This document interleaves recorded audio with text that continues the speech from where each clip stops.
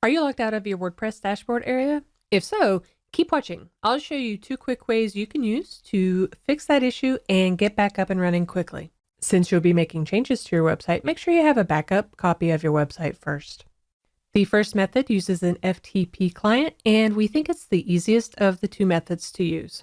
Now, FTP is a file transfer protocol, and that allows you to access files and folders on your website through your hosting provider. This is a way that you can access your website without going through your WordPress dashboard. This comes in handy if a plugin goes awry or if a bit of code breaks your site. You have another way to access your website to clean it up and get it back up and running quickly. There are several FTP clients that you can use. For this video, I'll be using FileZilla, so you want to head over to filezilla-project.org and download the one appropriate for your machine. Once you install FileZilla, this is what it will look like. And the next thing we want to do is go ahead and add the credentials to access our website. So let's head over to File, Site Manager.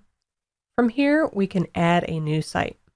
Under Host, you want to add your website name. Your FTP credentials should have come to you from your hosting provider via an email, or you can also email your hosting provider and ask them for the credentials if you don't know them already. Under Protocol, we'll choose FTP. The encryption, we want to use explicit FTP over TLS if available. That means that it is encrypting the data that is coming from our computer to our website, so we want to keep that.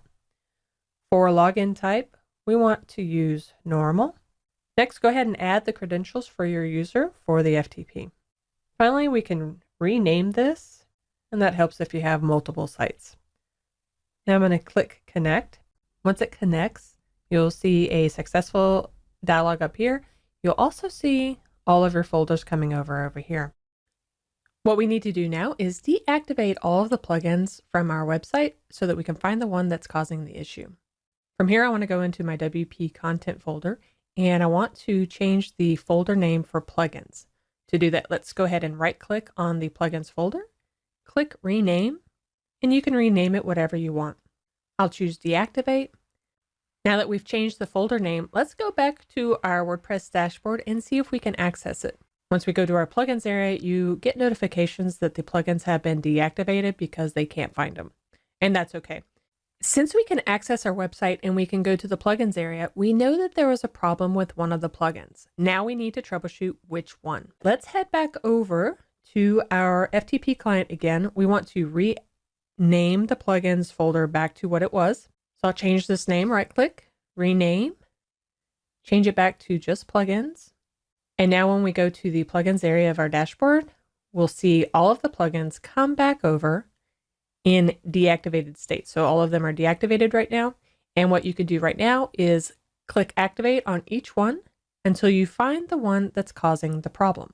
Now the FTP method is definitely the easiest method. However, if you want to, you can also do this by going to your phpMyAdmin area and deactivating the plugins from the database. To do that, you'll want to log in to your cPanel from your hosting account, find phpMyAdmin.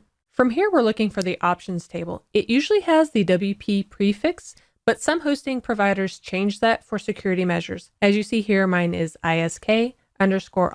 We're looking for the active plugins field. I'm scrolling down and you might have to click on the next page. So scroll down and click on the right arrow like this to find it. Now that I found it, let's click edit so we can edit this field. And we want to create this value in the database. Once you've changed that value, go ahead and click go at the bottom to make those changes take effect on the database. Once that's done, all your plugins will be deactivated again, and you can troubleshoot which plugin is causing the issue.